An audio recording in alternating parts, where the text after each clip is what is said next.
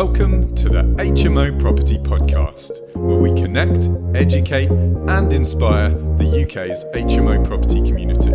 So stop what you're doing, sit back, relax, and enjoy the story.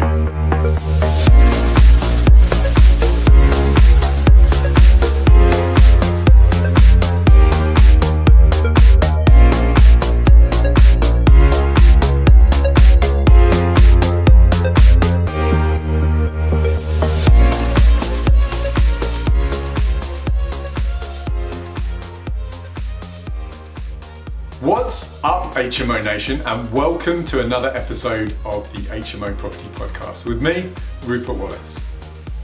In this episode, we're going to be interviewing successful HMO property investor, Nic Clark. Nic's going to take us on his HMO property investment journey, including the ups, the downs, the highs, and the lows. Now, Nic's been investing in HMOs for some 6 years. He's completed over 40 projects, housing some 200 tenants across 5 different locations. Now let's jump straight in. So Nic, say hello. Hey, how you doing? Good to see you.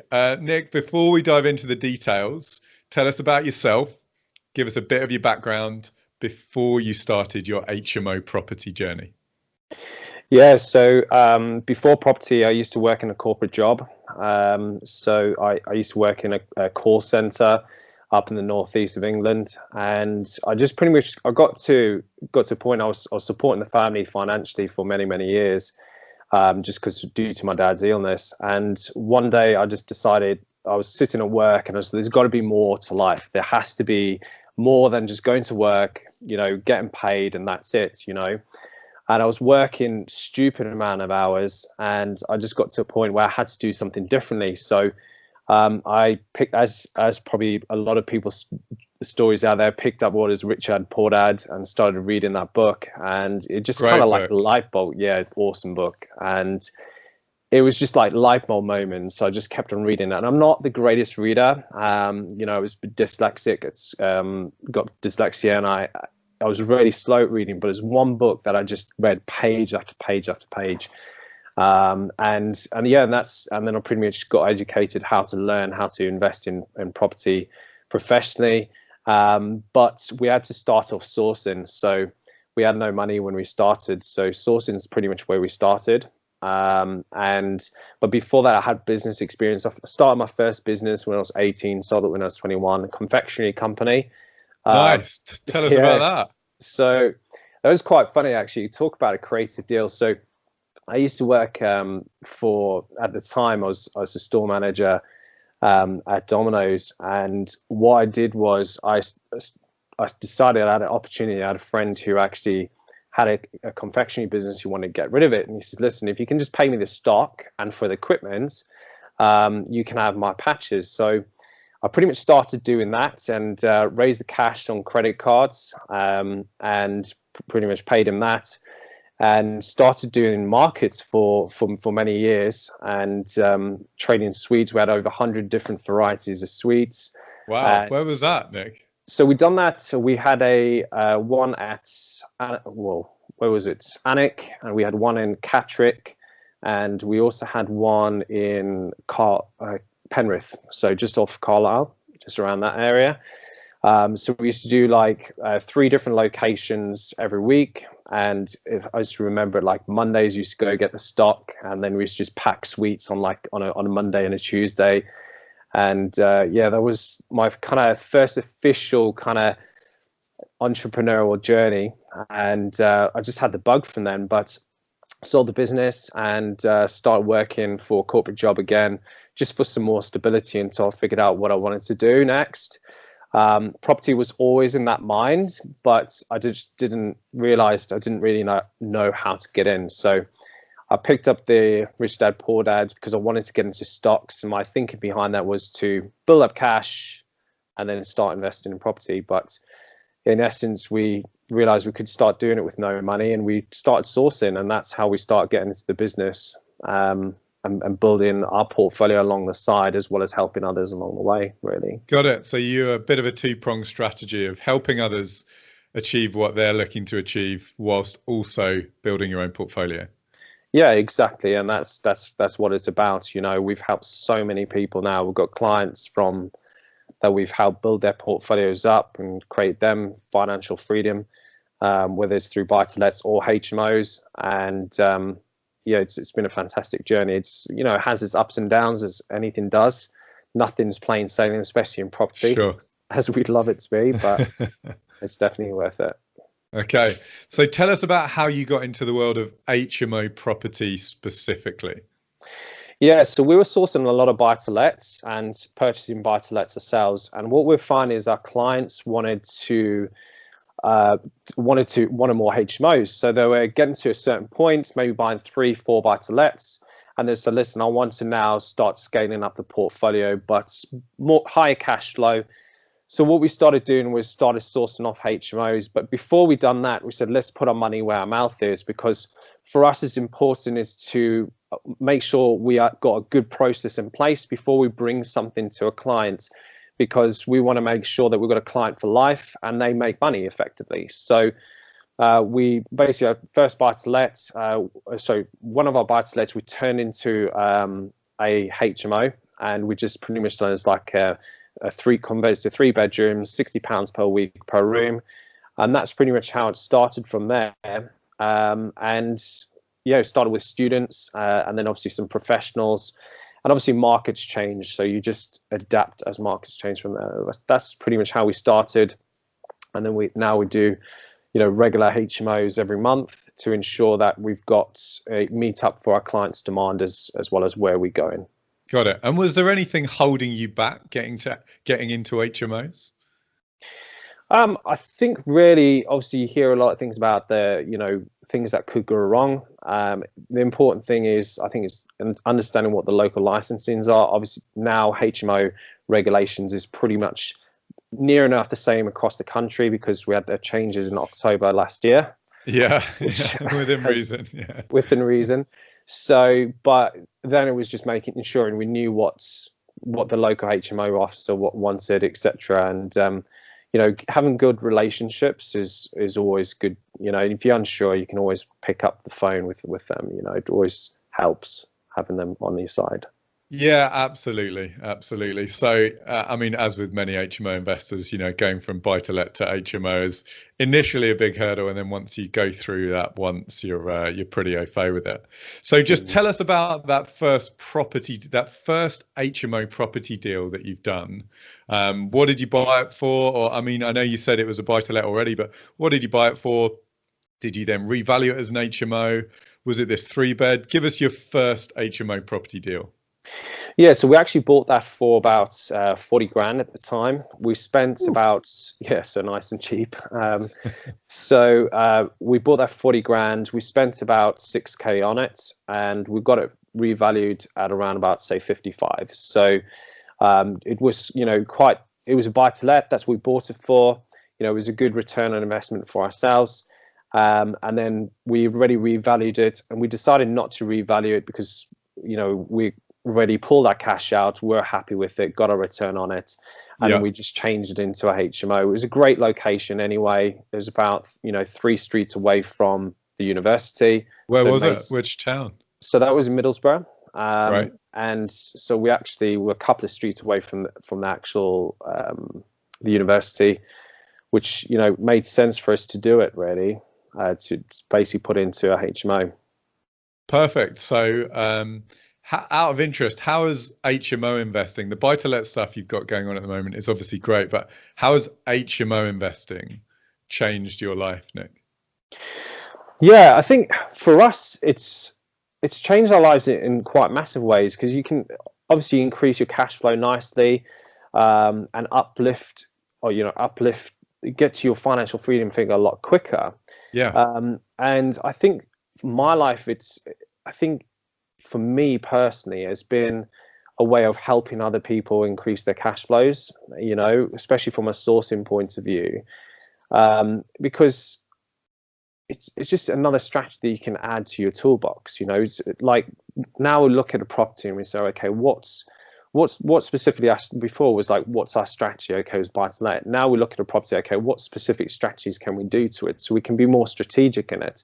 Can we, bring professionals in? Can we look at getting, different others like service accommodation, convert that HMO to service accommodation, etc. Mm-hmm. So I think HMOs is really got my mind more creative and looking at property and how we can actually structure things in a better way. It's the natural step, isn't it? You go from buy to let. You don't typically go straight to owning a hotel. You have to find the bit in between, right? You have to learn everything in between. Yeah, exactly. You have to. And I think people make mistakes of not understanding the implications of not learning how to do it professionally. Listen, at the end of the day, you're always going to be learning with property.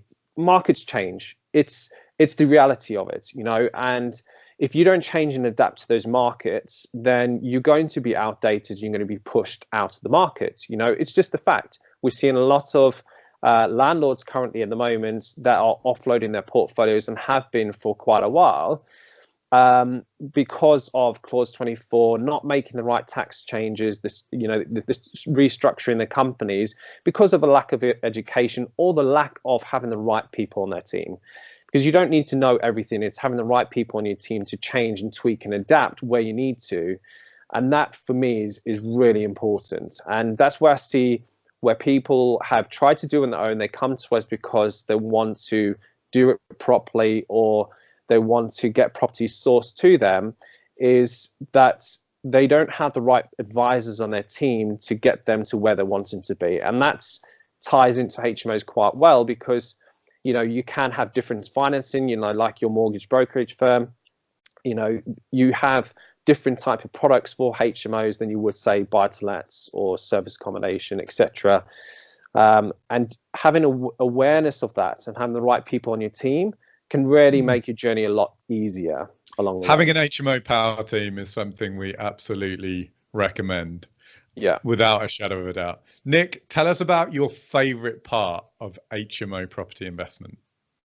So for me, the favorite part is the ability to be more creative. Okay. There's sometimes where certain strategies won't work in an area, but HMOs works perfectly well. And, really is being given I think where the market is now, what excites us the most is given a higher standard product because that's what people are wanting. That's where the market is going. If you're just trying to refurb a property, we had a discussion with a client early on today who said, listen, well, why don't we just, spend $5,000 on it and get it ready for professionals? I'm like, if you want to do that for a professional market, we need to ensure that we've got en suites, that the rooms are ensuring that they up to double rooms with 10.22 square meters. Yeah. We want to future-proof that investment. So yes, you can go and just spend a couple of grand here and there, but let's invest in that property and look for the longer term and the better return investment to ensure that we future-proof it. I think where people are trying to cut corners here and there, they're going to get bitten or they're going to pay for that somewhere down the line. I'm going to have to spend that money later on. So I feel where the market is currently at the moment, and where it's going in a lot of areas, is really having a high quality product, providing to high quality tenants that you're going to get a better, less voids, and it's going to rent quickly. Absolutely. And the thing is, Nic, with HMOs, there's no one size that fits all. There's, at least 4 different markets for HMOs, from LHA to students to working to professional to probably a few other niches within there, and there is no one size fits all. So you're absolutely right. Being flexible enough to figure out what type of HMO is going to work in a particular area is really important, and you absolutely do need that knowledge. Yeah. Nic, we've talked about your past. Before we move on to the present and your future plans in HMOs, let's take a minute to thank our sponsors. Cool. Are you looking for an effortless HMO mortgage experience? If that's a yes, there's only one place to go: www.thehmomortgagebroker.co.uk, the UK's #1 specialist HMO mortgage broker. They're so specialised that they don't do anything else. HMO mortgages, HMO remortgages, and HMO bridging. That's it. They have access to every HMO lender out there, and even some exclusive products not available to other brokers. With lightning fast service and A1 communication, they're easily the best HMO broker in town. So to experience HMO lending made easy, go to www.thehmomortgagebroker.co.uk today.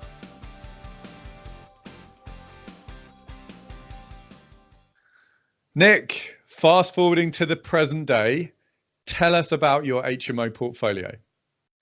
Yeah, so our HMO portfolio mainly consists of what we do is we like to convert, say, 3 bedrooms into 4 bedrooms. We keep them just under the HMO licensing point of view, because the type of markets we look for, HMO markets where people aren't looking for, or talking about.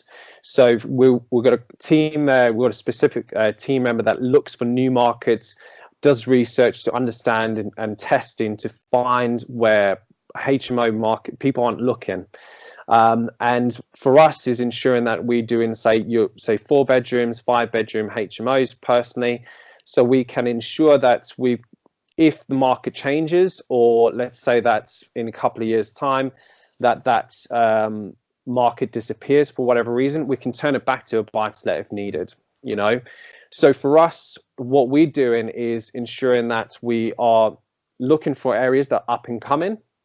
And what we focus on is like a 4 bedrooms, 5 bedrooms, but for our clients that they are wanting 6 bedrooms or above. So we ensure that we still do that for them, because obviously that's what the demand is for them personally. So we just adapt and change towards our clients and what they wanting to get on their results. And it's in understanding their client, what their goals short-term and long-term are as well. Perfect. Okay, Nic, tell us about your best HMO investment today. Either one of yours, in fact, or one you've done for a client. Tell us about some numbers. Tell us about the tenant profile. Tell us about how long it took. Tell us about your best HMO investment to date. Yeah, so our best HMO investment to date. So we've got one where we sourced it on for the property.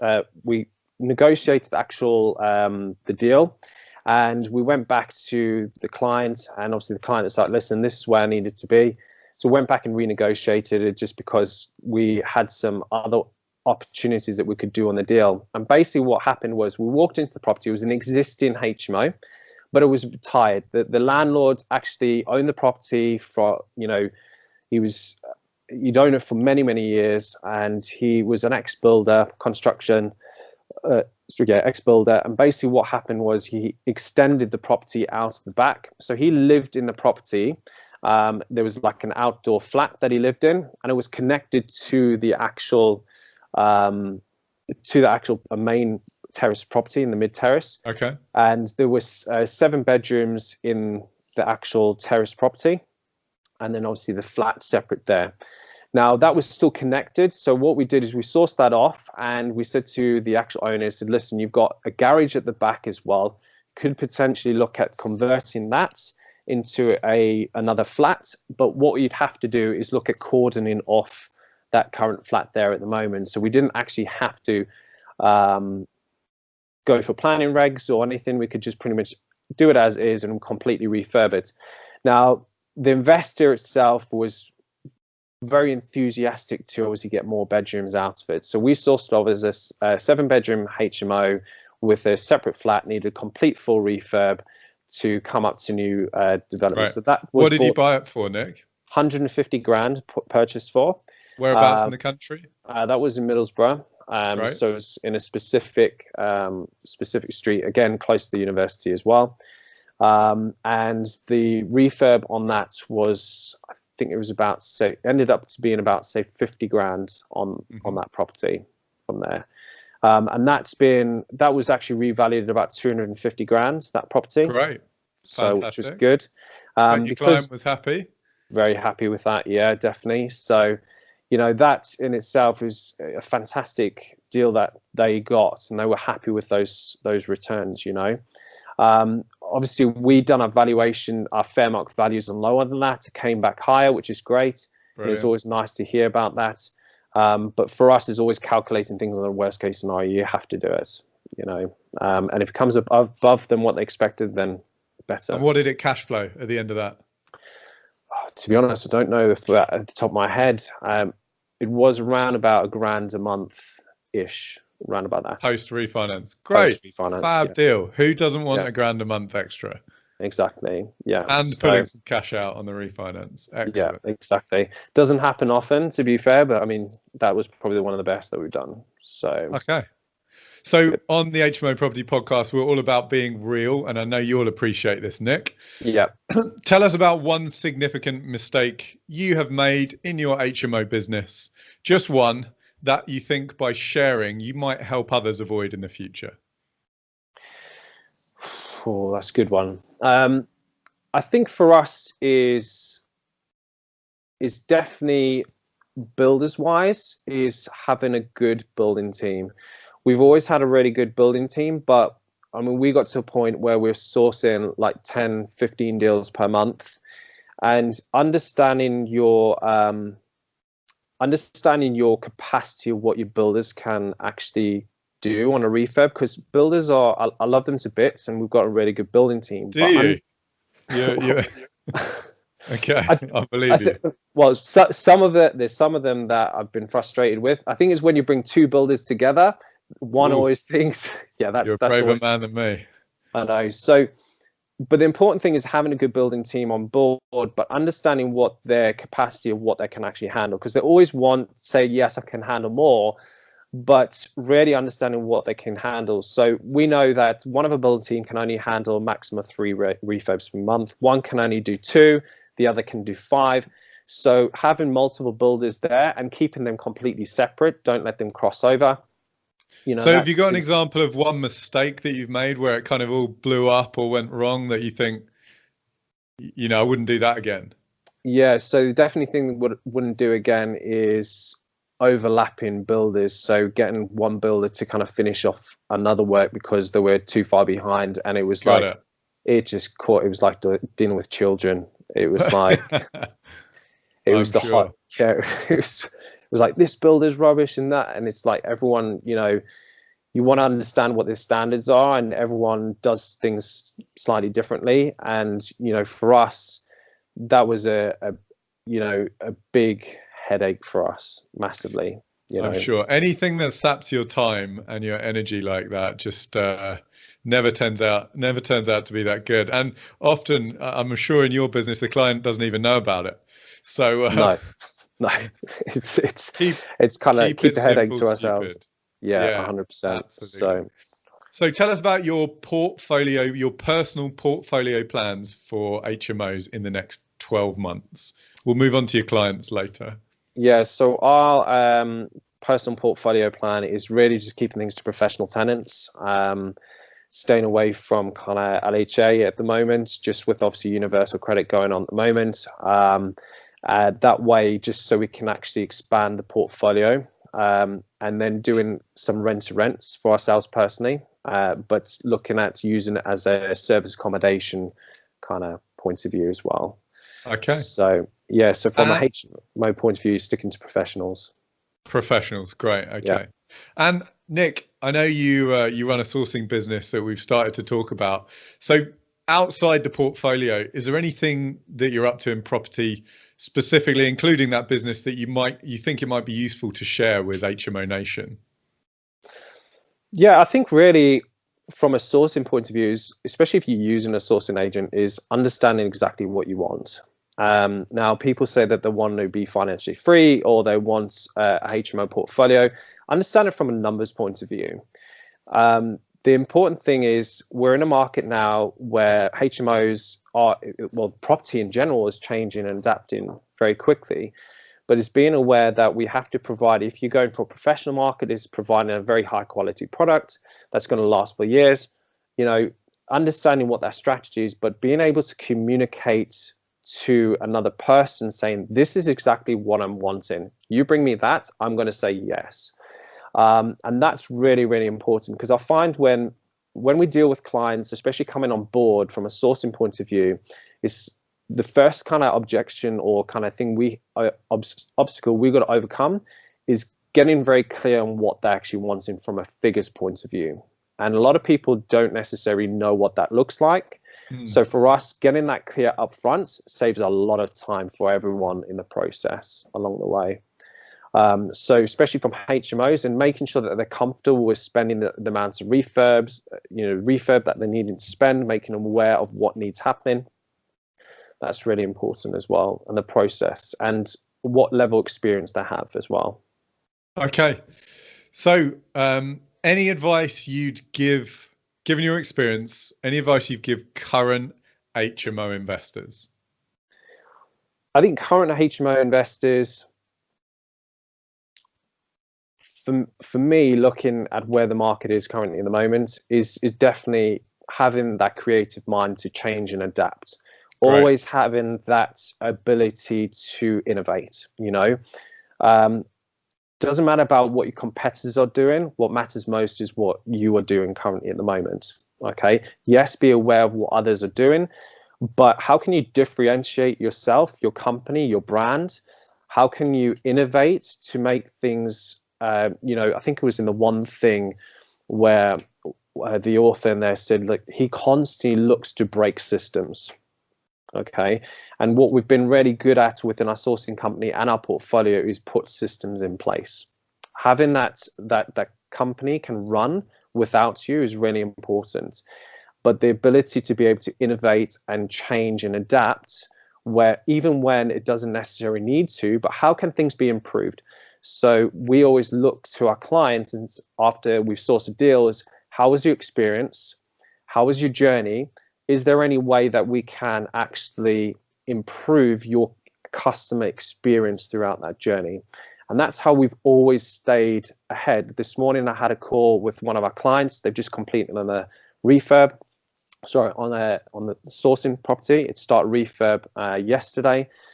And he said to me, he's like, listen, what about you do, what would be nice if I saw this? Okay, bam. I was totally something that I didn't think about is having a kind of timeline in there for they could actually see, because some people are quite visual, and that was implemented within an hour of the call. Great. Something very simple where it adds to my process, but it gives a better client experience along the journey. So speaking to letting agents, understanding what's happening in the market, getting on the ground is important, especially if you're doing it yourself as an investor. Having that innovation is important. Perfect. Okay, and how about any advice you'd give people who are looking to get into HMO property investing? Advice on that, I would say, is definitely know what you're getting into. Have a good team in place, because there's, I notice you laughing there. Many a horror story to be told. Yeah, exactly. And there's so many people that I've seen that they've done it wrong, etc. But I think really what we have to understand is HMO is a different ball game, and any strategy you're going to go into is get educated, understand what you're getting into, understand the market. And if you can understand your market and understand what you want as well, is that realistic to where the market is currently at the moment? Do you have to change an area to get different types of returns? Are people talking about that area too much? That's one thing I actually look at currently at the moment is, are people talking about that area quite a lot? If so, it may be too late. You may have missed the boat. And so ultimately what you want to do is, how can you differentiate your product and not overspend? Or how can you actually look at doing things in a different way to bring more people in to rent out your properties and get started? Got it. Education is the key. I don't care where people get it done, as long as they do the learning. The number of stories that we hear at HMO Hub of people calling us up or emailing us, asking for help with a project that's gone wrong, or trying to undo the regulatory faux pas that they've made, are weekly, and they could all be avoided. Now, we don't do any education, but I know you do some mentoring and education. Nick, do you want to just tell us a little bit about that? Yeah, so ultimately with the education that we do is we pretty much help people get started in property, whether that is they want to invest, set up a sourcing business. We teach people how to, if they want to go specific in HMOs, we can actually specialize in that and teach them exactly how to do it, and pretty much do from our experience and how we've learned how to do things in property. We don't teach things that we don't do. You've completed 40 HMO projects, 300 projects in total over the last 6 years. It's a pretty impressive CV. So I'm not saying you've seen everything, but you can't be far off. Yeah, to be honest, we always see new stuff every week or whatever. You never stop learning in property. That's the reality. We've seen a lot of stuff, and we've put systems in place, and we see it less and less, but you're always learning. And if you actually are okay with that and you're open-minded to always be learning, there's stuff you'll always be learning from somebody that's doing a strategy slightly differently, or maybe regulation changes. But yeah, we've definitely seen a lot, put it that way. That's for another story, I'm sure, another podcast. Yeah. Finally, Nic, before we sign off, we'd like you to recommend the audience one great HMO resource or book that you'd like to share. Then let HMO Nation know how they can get in touch with you if they'd like to. Then we'll say goodbye. Cool, perfect. I think for me on a HMO resource is definitely speaking to your local HMO officer. That's really important. If you're wanting to get into HMOs from a HMO point of view, is really understanding your numbers is really important. So I don't have a book to kind of recommend, but I think understanding exactly what you want to get out of it is really important. So a book that really helped me focus and get things where I wanted to go was a book by Brian Tracy called Focal Point. It's a brilliant book there to actually just really focus and get going, because it really gets down to your highest value tasks and understand where your focus must be, because sometimes we focus too much on 80% of the stuff that gets 20%, gets 20% of the results, and we want to flip that around to start focusing on that 20% that's going to get 80% of the results. For me, I've been really good at systemization and getting things outsourced, and that is, that's definitely a book that can help with that. So great, just good. And how can HMO Nation get in touch with you if they want to? So they can, if they want to actually for us to source properties for them, they can go to genicinvesting.com. That's JENIC investing.com, and just reach out from there. There's you can actually book in for a call and have a consultation with one of our team. Otherwise, just reach out to me on Instagram, Property with Nic Clark. Share my story on there, and you can just drop me a message on Instagram, and we're also on Facebook and LinkedIn. Great stuff. Nic, thanks for sharing your journey. We salute you. Let's get an HMO high five, and then we'll see you again soon. Thanks, Nic. See you later. Thanks for joining us. If you've enjoyed this and want more informational, educational and inspirational HMO property content, then please hit the subscribe button and give us a like. See you next time.